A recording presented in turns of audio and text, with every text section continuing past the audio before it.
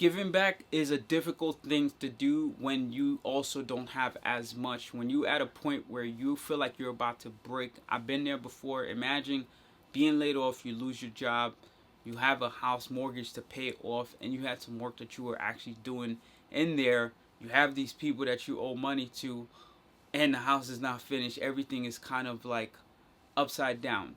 You're at that pressure point where you feel like you don't have as much, and you don't have 100,000 just sitting around for you to just be able to pour out.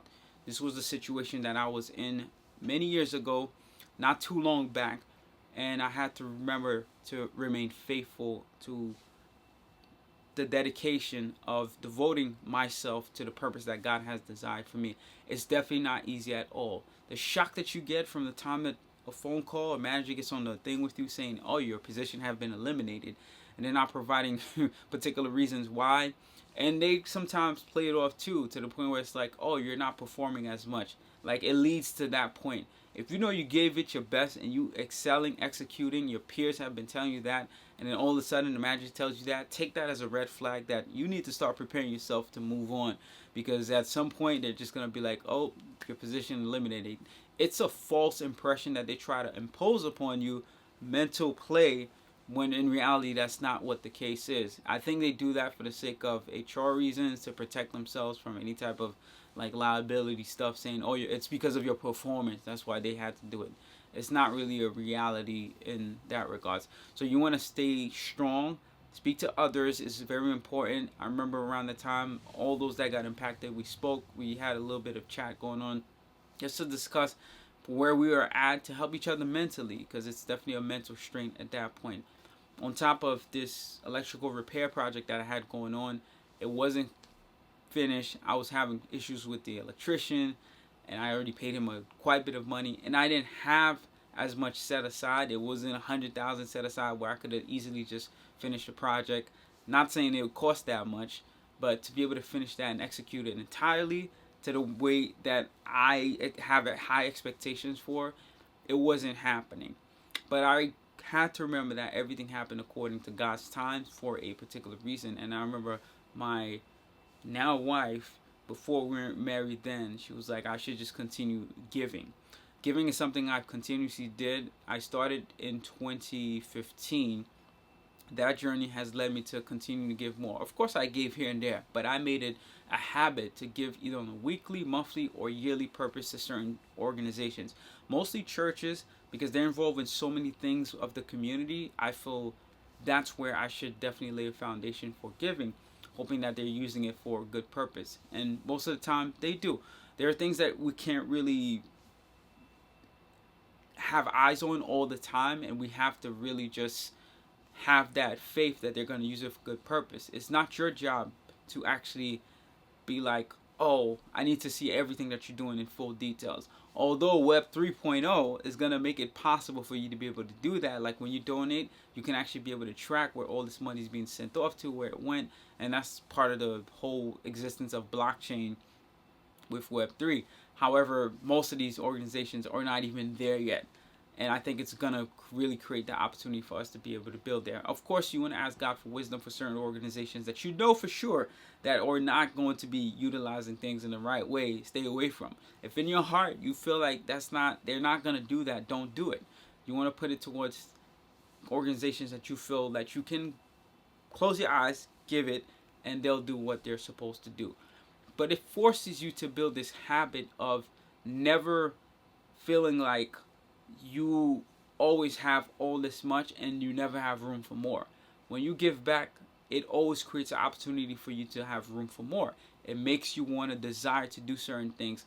And not coincidentally speaking, but it always seems like as I give more, the more I receive, the more I'm increasing, the more I'm elevated. I've never went back to a job or a client where it's like I'm earning less than I was previously, right? It may have seemed like that, but in reality, I'm thinking about my hourly factors. I keep growing continuously year over year.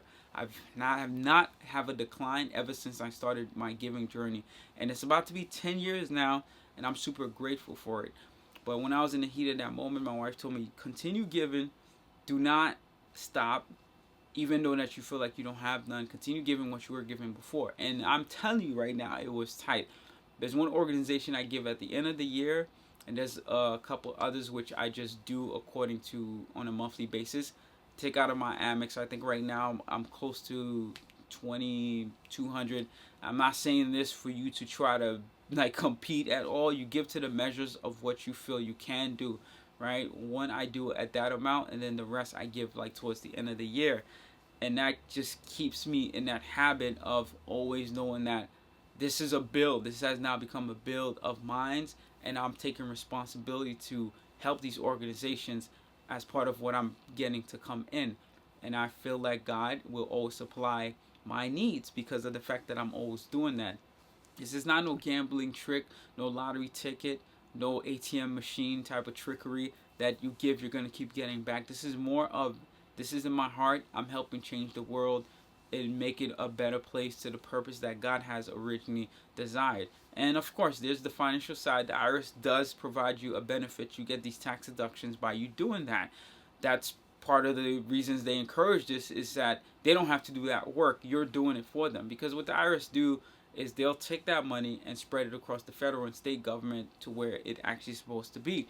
And the state federal government are supposed to utilize it to help the communities and all this stuff. But if there are organizations that are already established and you giving money towards them, you're doing their job for them of distributing the funds of where it's supposed to be, where you feel that it should best be, because they'll probably go and spend it on war or all these machinery, which might not be the best thing. But giving you that control and that capability for you to do that, you're creating the impact of how exactly you want to be able to control that. So as much as we can say, having presidents in place and all these people, voting them in, we also create a big impact by the ways that we give to help shape the communities around us.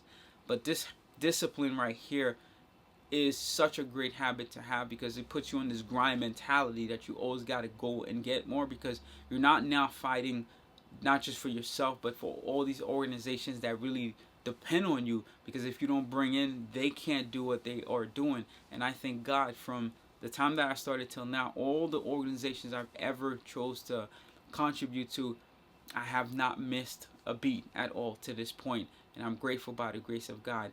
Even though right now I'm at a point where it's like I'm in the process of negotiating this contract with a big client, and if that doesn't fall through, there's so many things that can potentially go wrong, potentially. But at the same time, I'm trusting in God for the doorways that He is going to open up, because I've been here before. And when I was there before, when I tell you, after I overcame that, it literally took a turnaround of 3-4 months. What did I do? I invested into Dogecoin. I think I had about $20,000, plus some more too. I also contributed to the normal organizations that I give to. So I did not put that as a afterthought or put it behind. I really made that a focal point. So even before, I had returns on that. And I worked on finishing the electrical repairs. I learned a lot, worked with the electrician as best as I could. I had to be involved physically now, so that way I can compensate for the extra money I didn't want to allocate, or loans I didn't want to take out to get this particular job done. And let me tell you, by the end of the second month, what happened is, one, had a new tenant that was coming in soon, found somebody that were paying a little over what I was previously getting. That was one. Second thing is, the project was near being completion, and two, Doge had flipped 5 times, and I had other assets too that grew, but I was able to liquidate some of that. And mind you, I actually did not end up using most of the gains from that. I literally took only 20,000, I think, out of that inside of my own account to do other things. But most of the funds that grew out of that investment, I pretty much left it in there. I transferred it to other assets to keep it there and let it settle and grow. Now, of course, I'm waiting for the next turnaround of that whole crypto wave for it to happen again, but I'm being completely patient. But you see how all this happened around the same time. When it really poured, it poured hard around the same time. But when it was showering champagnes, it showered champagne all around the same time. And this is how God works. He has a great sense of humor, completely. And I feel like I'm getting a second round of that right now, where it's like my faith is being tested I have some doubts. I have some uncertainties, and a lot of things can go wrong. But you know what? I serve a great God who is always never late. He's just always on time, and he does not come early. Because if he comes early, then it's like your faith cannot really be tested. You're like, oh, okay, everything's running smooth as it's supposed to. But no, you're gonna get to that edge point where you really have to trust him. And this is why the giving part, knowing that you don't know where the next one is going to come from, and you continuously devote yourself to doing that with wisdom that you get from him, then you will see the other side and the other rewards of that. Because so far I have not seen where I've fall short that has left me to nothing, that has brought me down. I've only seen continuous increase year over year. And it's not just financial returns, but spiritual wisdom, spiritual return that has come to me, the relationships that I'm building, the opportunities, the doorways that are opening up. It's just amazing. And I'm looking at life much differently from a business aspect, from a spiritual aspect, and from the wisdom that he continuously to impose upon me. Think about that next time you are giving. Make sure it's coming from your heart. And if you're thinking about stopping to give because of some uncertainties that are happening, just ask God for that guidance and that wisdom. Hold on to your faith as best as possible. I cannot give you financial advice. That's a relationship that you have with God, and he will always direct your paths to where you're supposed to head to. But I'm just sharing my testimony of what I went through, so that way it can inspire you and you can see it from a different angle in case you're or at that point right now. Don't give up, remain faithful, and really put your trust in God. So peace and love. Trust in Jesus. Have an amazing one. Hustle, hustle, hustle, hustle, step.